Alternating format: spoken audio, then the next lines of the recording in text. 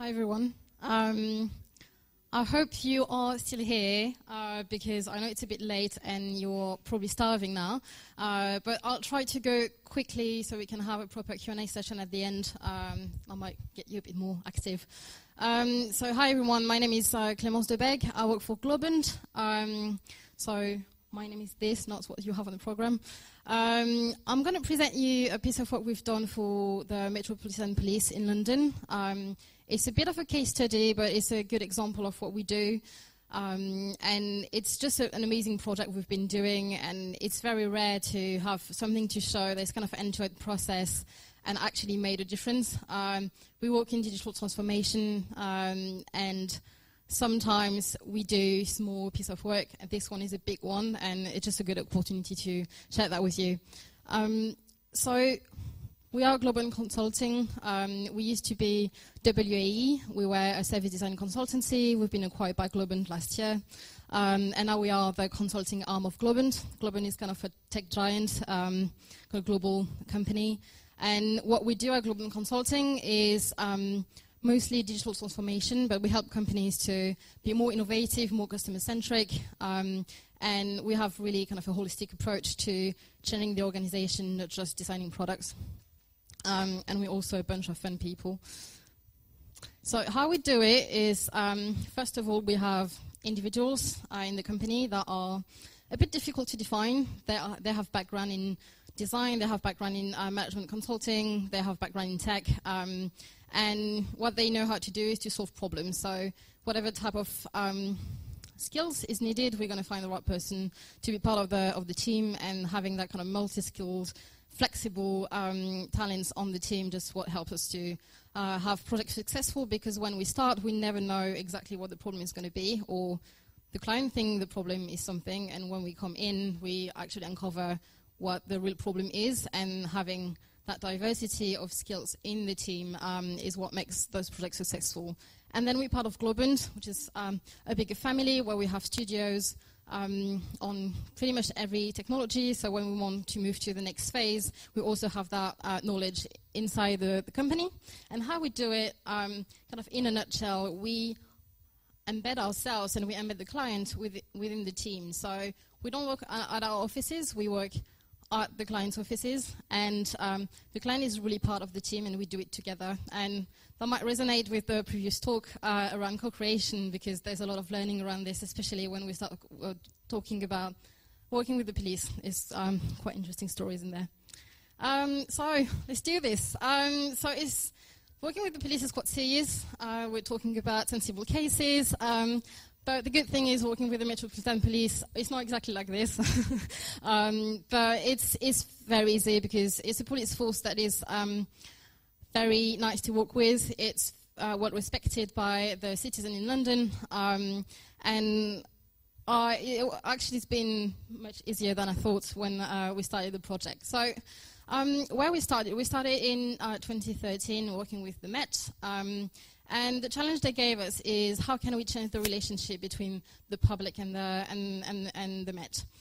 So it's a big, broad topic, and we had to start somewhere. But just to put things a little bit in context, so the Met is a public body. Working for government is very, very difficult to move the lines.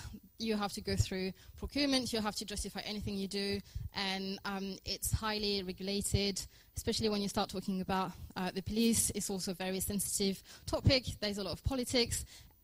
Every nightmare you can think of in terms of working with different organizations, it's kind of the case study for it. So we started with this challenge. Obviously, we started looking at what the public was experiencing with the police. And we spent a lot of time looking at the different communication channels.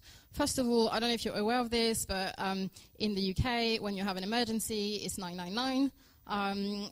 Everyone knows that, roughly, in the UK. But if you are not experiencing an emergency and you need to contact the police, you have a non-emergency number, which is 101. And that has been rolled out probably 10 years ago, and only one person on 24 knew about that when we started engaging with the public. What does that mean? That means that you have a lot of people calling 999 because they want to know what's happening with their case. It's not an emergency. That time should be used for someone in need, but that's taking a lot of time on the phone for the organization.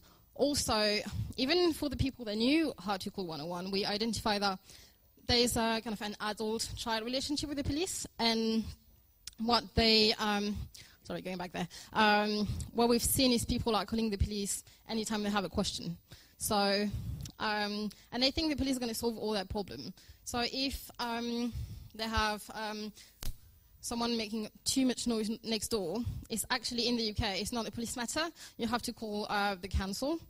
But nobody knows that because they think the police is going to solve their problem. Or even, I don't know, I've lost my cat, and they're going to call the police. So there's a lot of education to be done around when to contact the police and also how they can find that answer themselves. Just roughly a number, so this is the amount of calls they have every year. And I don't have the exact stats in this deck, but very few of those calls are actually emergencies.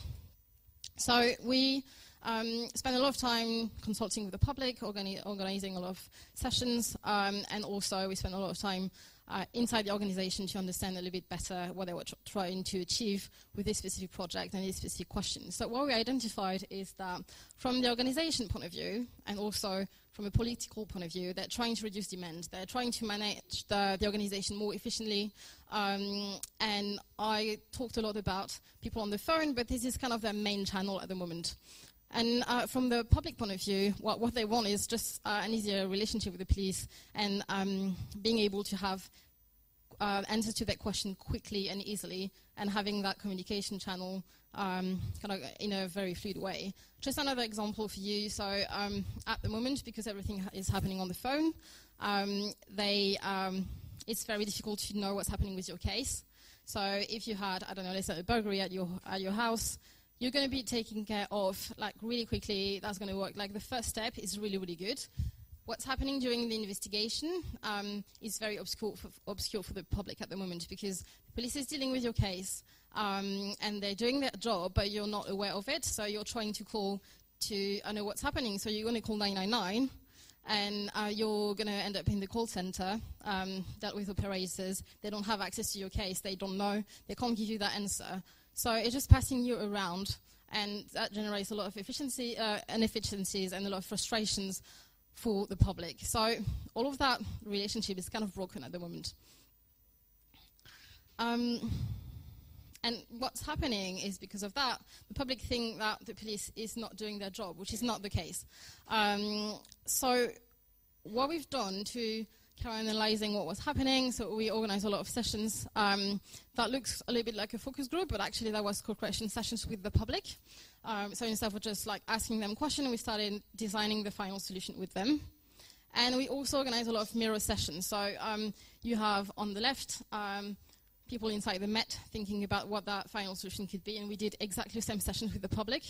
And that was extremely interesting to see the differences. So the public is actually more kind of vision thinking than the police. The police was really thinking about kind of short-term solutions, and they thought that they were already thinking too far ahead, but the public was jumping straight away to, no, we want this, and we're able to interact like this with our bank, with our other brands we're interacting with, so we're expecting the same level of communication with the police.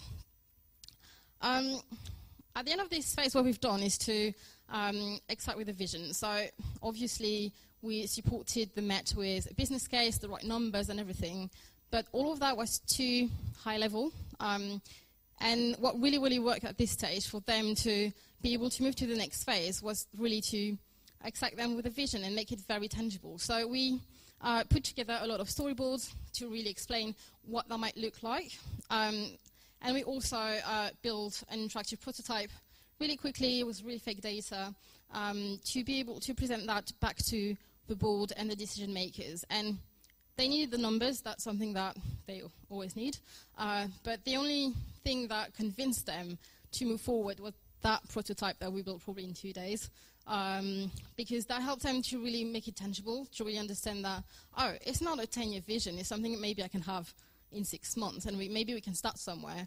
And now I understand it. And also to put it in the context of the Met, they know how to deal with crimes in the city. They're not digital savvy at all. So presenting them other ways to communicate was really, really far away from what they used to deal with on a daily basis. So any kind of vision, any deck, any ideas around what solution they had to put in place was very, very vague for them. And as soon as we presented something they could play with on their phone, they were like, okay, I get it, I want it now. So just to summarize what we're trying to achieve with this big program was to have the experience of contacting the police through digital channels as helpful, personally reassuring as approaching an officer on the street.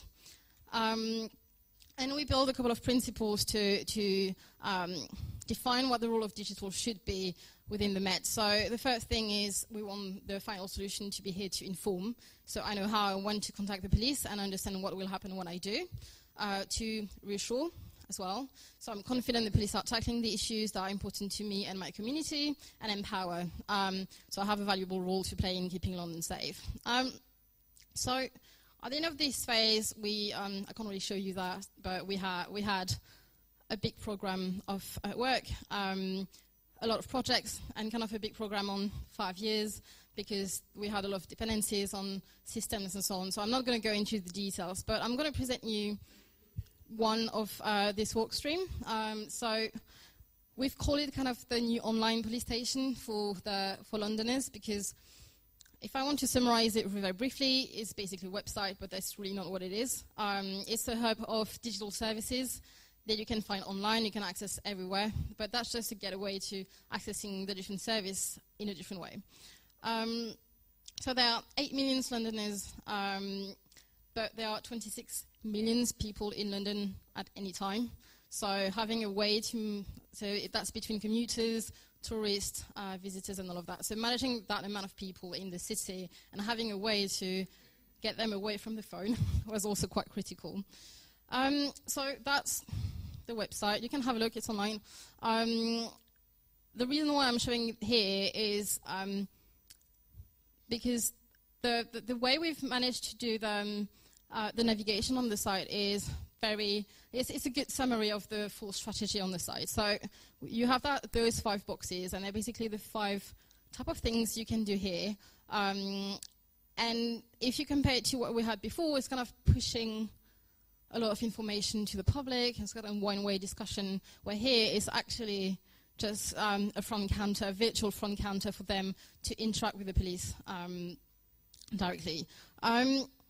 So a couple of principles of what we wanted to do here is, first of all, it's action-oriented. So we're not here to push content. We're not just here to inform. We're here for the public to be able to do something when they come to the site. And all the research we've done is really around this, where the public doesn't want to just have a look.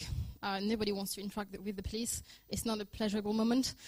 So it's really about, I'm here, I have something to achieve, I can get to it straight away. We want it to be engaging. Of course, we want it to be service-driven and not information-led. We want it to use public-facing language. That seems obvious, but previously on any of their communication, they had something that was almost by the police for the police. It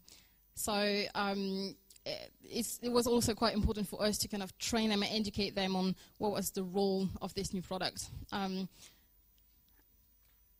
So another principle is also to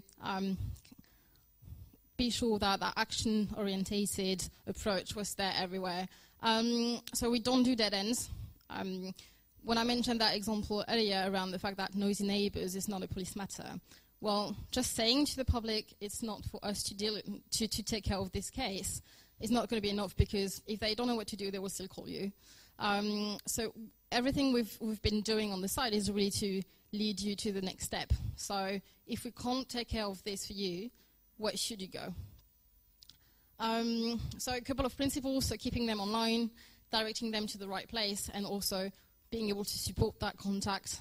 If you can't do everything online, then you have all the other channels still available, and we're gonna take it from there.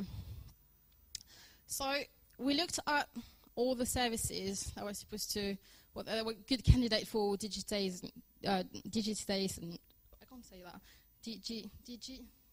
anyway, to be put online. And there are millions. So when we think about the police, we think about reporting crime as kind of the first type of service we can do with the police, but actually there are more than 60 other processes that would let into sub-processes, and the amount of forms and things that actually exist within the organization is just insane. I've learned so much about what the police does, actually. So what we've done is to really cut it in small pieces and to deal with every service and every new challenge one piece at a time. And what do I mean when I mean one piece at a time? So yes, there is a website, but actually what we've done is to design new services. And what does that mean? That means think about the content. How do you put that service across? How do you explain it? Usually those kind of services are quite related to the law as well. So how do you explain exactly what you have to do, what is your right, what you're entitled to do, and so on, in public-facing language and not in legal language? We also design CMS's capabilities because we knew that was just a first start for the police, and we wanted them to be fully self-sufficient when we were out of the door to carry on rolling out new services. And that part is actually the most important one, where introducing a new service that was not digital before is going to have a huge impact on the organization and the skill set that are required to deal with the new demand that's going to come in. So what we've done is so it's a one-year project, and what we've done is to work in sprints. I'm pretty sure you're familiar with the sprint approach, but what we've done is 12 sprints that we've done on repeat. So quite a tiring project. And kind of high-level structure was this. So week 1, co-creation. Week 2, prototyping. So the visual here is prototype of an interface. When I say prototyping, is prototyping every element of the service, so also the processes that were behind. Test and iterate, and then having the final designs and the final processes. So how does that look? First of all, that sprint has been done as a team. So we had the Met. So that's not a spray, that's actually a funnel at the top, where we had a core team of people already convinced by the project, already on board, that were really working with us, and they were a funnel for the rest of the organization. And because we designed so many services, we needed to have access to everyone, but we knew that in that time frame we couldn't convince the entire organization at once. So that core team was here to identify the right people in the organization and kind of bring them in and bring the right people in per sprint. We had the build team, so we've been working with a company called CDS for the build, and then we had our team around the designs as an overall term. We were on site at New Scotland Yard, which is also what I explained earlier. We don't work at our offices, and really being inside the organization, in the middle of police offices, well, those people using post-its all the time, they kind of putting stuff on the wall, and it sounds a bit cliche, but actually it really helped us to have the people coming to us and being interested in what was happening in this room and starting socializing inside the organization what we were doing. That week 1, we always did a co-creation session with everyone in the room, bringing on board the right people in the organization, so that core team I was mentioning, but also any subject matter experts, any decision maker that needed to be involved, having them in the room, having the dev side as well. And as you mentioned earlier in previous presentation, it's not about designing this together completely. That co-creation session at the beginning of the sprint is really to agree on the approach, being sure that we are on the same page. And we had police officers, their daily job is to be on the street and to interact with the public. They are the best person to know what the public needs, but at the same time you can't ask them to design the final solution. You can ask them to define the overall approach, be sure that are we tackling the right problem? Do we have the same understanding of the problem? Are we on the same page? And when this is done collectively, actually the next steps in the journey, in that 4-week sprint approach, is super easy because that wider team is on the same page from the beginning, and then we can learn all together for the next steps. That's an example of what we've done in week 3 during that testing week. The way we do it is usually we have our prototype at the end of week 2, and then we do what we call it RACE, Rapid Agile Customer Engagement. That doesn't really mean anything, but that's how we call it. And basically we do testing on the Monday, we iterate on the Tuesday, then we test again on the Wednesday, we iterate again on Thursday, and we test again on the Friday. And by the end of the week, we are pretty sure that we have the right, at least, first version of the solution. And what we had here, so we had the participant and the moderator in another room. We are here in the room with decision maker from the Met. And here we have operators from the call center. And this specific testing was around live chat. We're trying to see how people would interact with a form online and a live chat. And instead of testing it ourselves, we had the potential future users of the internal solution replying live to the participant in the room. And that was an amazing session because we were just like, it was purely prototype. Like we just used Hangout. It was not even, prototype. But that really helped us to define what was the right tone for someone using live chat and interacting with the police. What is like the right response time? What type of is the final user expecting the operator to be able to see what they've put in the form? That type of questions, and doing it with the police and not just us on our side, is really what made this project successful. And we had a lot of people, obviously, as in any project, saying, no, you can't do that, no, we don't want to do this, like really pushing back. And having them in the room, doing it with us, thinking about the solution with us, and really bringing them on that journey of that new approach is really what made it successful as well. And we had a couple of examples, especially when we designed our the first service I'm going to mention just after. When we started the process, they didn't want to do it, but they had the right people above them to say, no, you have to be in that room. And at the end of the week, they were the one standing with the post-its and saying, no, you can't do that because that user said that earlier. So they were the one actually managing the session at the end. And that's what we experienced during those 12 sprints with different teams inside the Met going through, no, we don't want to move anything at the beginning of the sprint, but at the end of the sprint, owning completely the final solution. So, how am I doing with this time? Okay, not too bad. So, just an example of some of the services we've put online. So, the picture you have behind was the state of the services when we started the project. So, basically paper-based. And I'm going to give you an example with one of the services we started with, which is around reporting road traffic incidents. So you've had an accident, you have to report it to the police. Sometimes it's just for insurance purposes. You have to have a police report for your insurance claim, and sometimes there is a need for more investigation. The way you used to do that before was to go to a police station. You might not have one just next door. It's open during the day, so you might need to take the day off. You go there, you're going to queue for 2 hours. Then someone's going to give you a paper form that is 20 pages long. So obviously 20 pages long, you don't have time to do that right now, so you go back home, you fill out the form, if you can, and then you go back to the police station again, next day, if you're lucky. You have to queue for 2 hours again to give it to a police officer. And then they're going to take this form, they're going to mail it to another building in London, and then someone's going to take it and input it manually in a system. So that's where we started. I was like, okay, I'm pretty sure we can do better.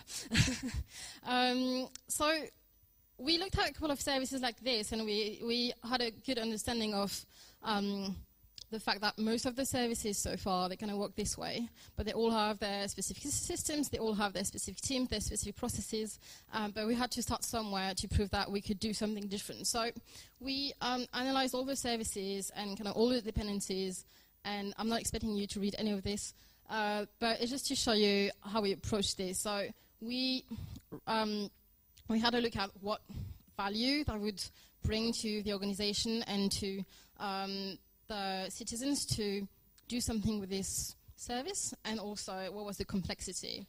Obviously, we wanted to start here. like a lot of value and super easy to fix, but we didn't have any there, unfortunately. So we started there, between those two. And one of the kind of great service that was there was just a perfect example to start somewhere. So we started with the road traffic incident that I mentioned. And why is it a good service? Is because they used to have 38,000 reports per year, so quite a lot of volume. But there is no emergency at all, so there is not much risk to manage. So if we mess up a little bit at the beginning, there was not a big risk for the organization on that specific service. If we start thinking about firearm application, you don't really want to fail on this one. Or crime report is very sensitive. So we had to start somewhere where the organization was ready to take this risk. So we started with road traffic incidents, and what we've learned is the first thing, there is no right answer for your case. So what I mean by this is the context of your case is really important, and leading you to the right question is the most important thing for them to be able to do something with your case later. So for example, if you had an accident and no one is injured, you know the person, you've exchanged your details, the police is not going to do anything with it. You just have to report it. It's going to be in the system, and that's it. But if you've had an accident, someone, it's like a hit and run. You have some information, you have some evidences. That's actually a case that will need to be investigated, and the information you're going to need to provide to the police is very different, and it's a much longer process. So far, they cut in different forms. You have one form per situation. So we had to design a system that was kind of directing people to the right form, or at least to build a system that was flexible and modular enough to be sure that we can surface the right set of questions for you depending on your case. So we have that, we call it triage, which is a mix of a decision tree and kind of a conditional modular system. And we ask you a couple of questions to try to assess your case or your situation, and that's going to lead you to either an answer that might be, no, that's not us, but you should go there, or lead you to an online service with the right set of questions. So the example for lost and found property is interesting because they don't do lost and found property, and a lot of people are calling or going to a police station saying, I've lost my wallet, what am I supposed to do? So you have that tool that's going to direct you to the right place. If you've lost it in the tube, it's not the same answer that if you've lost it in a pub or something. And here you have an example of how it was before for firearm licensing. So it was basically a page with a very long page with content and a set of PDF documents at the end. And I've really tried to read it several times. There's no way you will know which form you're supposed to pick. So we completely redefined this approach, and it looks like just designing it properly, but actually working with the team, and when I say the team is the Met. So if you take the example of the firearm one, they were specialized in, each person is specialized in one form. And it's just by having them all in the room trying to explain to us how we can build this to make it like approachable and easy to use for the user. That's when they started talking to each other, because each time you ask a person, it was just impossible to understand what was the specific context and condition for that user to use this specific form. So we started training them to think this way and think about, okay, if you have that person in front of you, what type of question are you going to ask them to understand which form they're supposed to use? So I mentioned that road traffic incident form. We made it on the BBC with the form. But the reason why I'm mentioning it is because so many people have to use it, unfortunately, and that has other consequences around near miss with cyclists. And there's a strong community of cyclists in London that want to report dangerous driving, and they didn't have any way to do it before, and that made a huge change. And other kind of ripple effect we've seen is on Twitter, with that huge community of cyclists were complaining a lot and making a lot of noise on Twitter, saying that the Met was they were not doing anything, they were not ensuring the security of cyclists in London. There was kind of a big noise around this on Twitter. The minute we've launched this, the first week they were a bit skeptical. They were like, oh, that can't be good. And now you can't hear them anymore at all. Because now they have a medium to report, and because it's online, it's also faster. So when you have an allegation like this around someone committing dangerous driving, you have only 14 days to prosecute the person. When I was on paper before, I bet that between the time you go to the police station and it's processed by someone in that building, waiting for kind of the mail time and all of that, those 14 days, it's almost impossible to reach that deadline. So they were not able to prosecute as many people as they wanted before. But now, the minute the person is reporting it, it's in their mailbox, and they can process the demand straight away. The other biggest one we've done, so for the road traffic incident one, that's the first one we launched. What that helped us to do is to show it was possible to the organization. And that was a big success. I mean, the tool itself is really successful, but what that helped us to do is to get more funding and more buy-in from the organization to do this with the rest of the services. And that helped us to do the online crime reporting one, because we proved it was possible on the road traffic incidents. We had 0 complaint from the public that the system was not working, and was actually just very happy about it. What we've seen on the crime reporting one is they had some sort of crime reporting tool before on their website, and they had an 88% of drop-off between the first step of the tool and the last step. And the tool itself is not great, but it's not for usability issues. The main reason is because people were trying to report other type of crimes that were accepted by the system. And the organization was really pushing back, saying that it's not okay to allow people to report any type of crime online because it's too risky. And what we showed is that, first of all, with this number, that there is a need from the public to do it. They're already there. They're trying to do it, and they can't. And the other thing we've done is to say, okay, let's launch this in beta and see what people are reporting. So we've done it. We built the tool, so we had almost all the components already. Because it's just asking a set of questions, it's very similar to what we had on road traffic incident. The only thing we've added to that is the risk management. It sounds like the only thing, no, it's actually quite a big deal, to create alerts in the back end for the operators to see when there is a crime that needs to be taken care of straight away. And we launched this in beta, and we've seen really interesting success stories. Elderly people reporting a crime, sexual harassment crime that happened 3 years ago. And what that showed us is, first of all, it's accessible to anyone, because that lady was 86, if I remember correctly. And the other thing that showed is probably, because it happened 3 years ago, she probably would have never reported it. And she felt more confident to do it in the comfort of her own house, at her pace, thinking about the question instead of having to reply to someone interrogating her. So we have a couple of success stories like this, and we've also seen that people, so the sexual harassment one is a very interesting example, but we also had people around phone theft or bicycle theft, where people at the moment, they just can't be bothered. It's like, I'm not going to queue at the police station or on the phone because someone, that's fine, because someone stole my phone. And it's really important for the police to have the data. They might not find your phone, like, let's be realistic. But the thing is, if they don't know where the crime happened, they can't put all the crime prevention measures in place because they don't have the data. Some other principles, so I mentioned managing risk.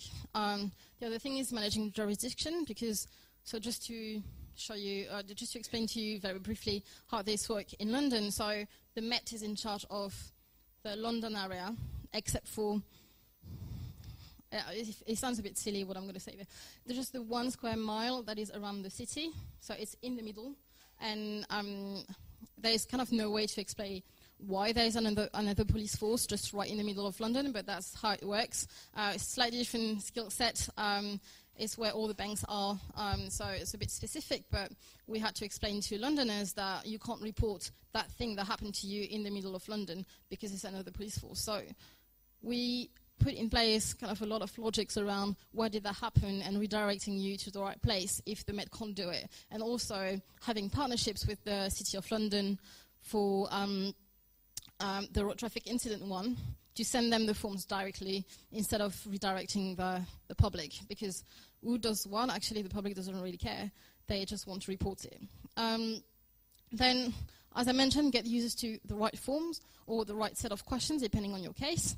Ask the right question. And then the next step is grayed out because it's not visible by the user, but it's what's happening behind the scenes. So being able to investigate straight away, and then being able to serve that in court. So the way we've designed it is to be sure that it's legally accepted. We also had to, it's in the process to happen, but we also had to change the law, because at the moment it says that it has to be received, a report has to be received by a police officer, like a physical person.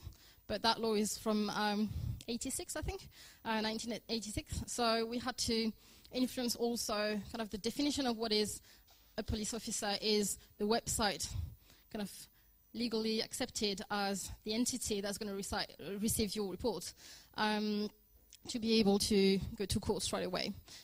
What we've seen as well with the road traffic incident one and with the crime reporting one, thanks to the right set of questions, the Met has been able to investigate the different cases straight away without having to phone them back, which means that it speeds up the process and it helps you to get your case resolved faster.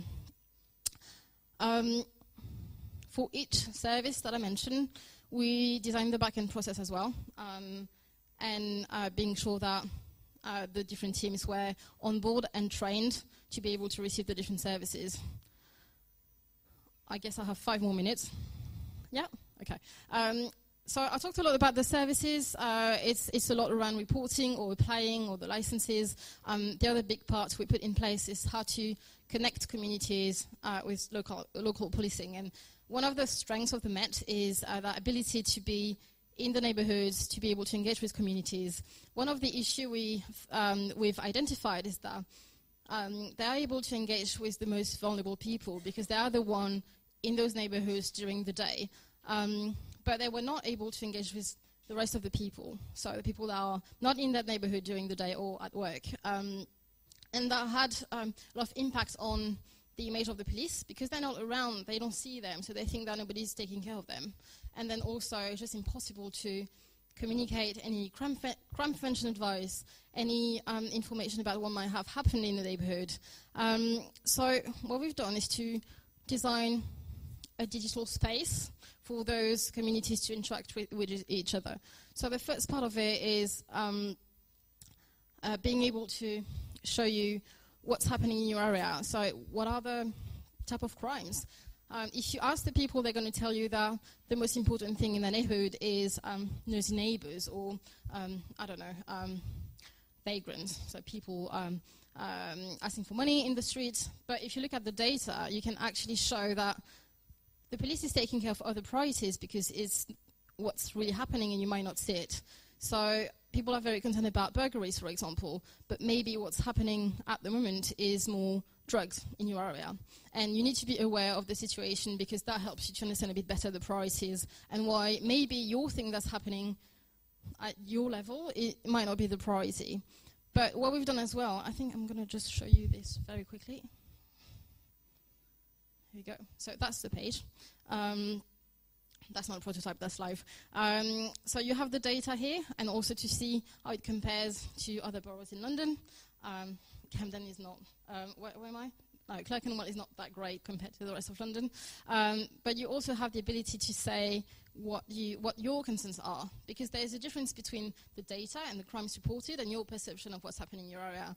And your local team should be able to balance the two. And then you have your also what's happening at the local level.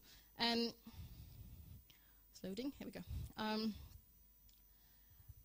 And what we wanted to do here is to give a voice to those police officers that are on the street to be able to communicate with you.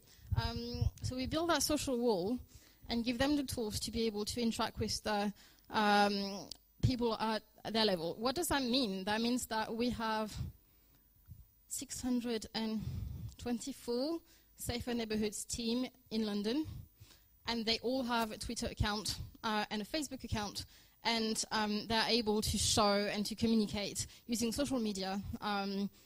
And that's surfaced here, but also you have the ability to follow your own team and to create that closer engagement with them. So that was a good idea. And I'm summarizing it like really, really quickly. That came from like a larger strategy piece. But what does that mean? I mean, all those police officers, they need to be able to use those tools. And so far, they were not equipped with any digital device to be able to post anything on social media. Most of them didn't even know what social media, well, they know what it is, but they're not trained to use it in the context of being a police officer. So what we've done is we've trained 1,500 frontline officers to use social media, so Twitter and Facebook, to communicate about what's happening in the area, where they've patrolled during the day, crime prevention advice, where they can be found, any events or anything, and also being able to respond to any question that's going to be asked to them on Twitter or on Facebook, and also convincing them that it's the right thing to do. So it's just not a training, it's getting them on board, having them understanding the value of doing this. The last thing, and I'm done. So if we haven't done this at once, obviously. One of our kind of key approach on this project was really to start small and to test and to start testing at scale. So we launched a beta. So we started the project in April 2016, and we launched a beta in October 2016. So very, very quickly. Any IT project inside the Met is like a 3-5 year project. We had something tangible 6 months later, less than 6 months later, available to the public. So we launched the beta. We had the right data, business metrics, a feedback form. We did more testing. We also did some accessibility testing, and we also analyzed the forms that were coming in. So do we have the right answers? Do we have the right replies on the different forms? Can we investigate how we can improve it, how we can change the language, how we can change the component we used on this service to get what we need from it? And it's been live since March. It's been a soft launch because we have a new mayor, so politics are playing a little bit to really communicate it very widely.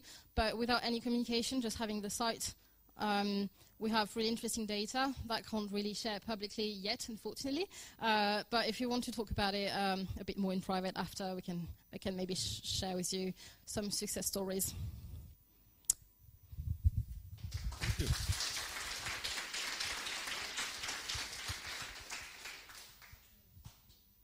One question. You mentioned that there's 26 million people in London at any given time. How did you promote this, or what was the strategy in promoting this to non-Londoners?